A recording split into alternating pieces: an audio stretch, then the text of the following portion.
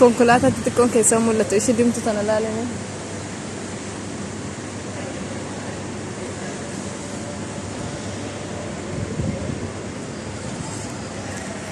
Guyyaa har'aa biyya Dubaay keessa bokkeenyi daangaa darbee roobee bishaan akkatti dhangala'ee lolaa jedhama.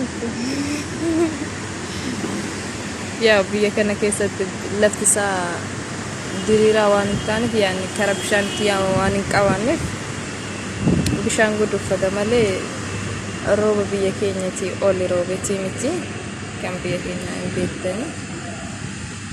Namni tokko yookiin akkatti cawwii sodaataa jira, cawwii dadhabaa jirani. Konkolaataa kan qabu konkolaataan keessa burraaqa.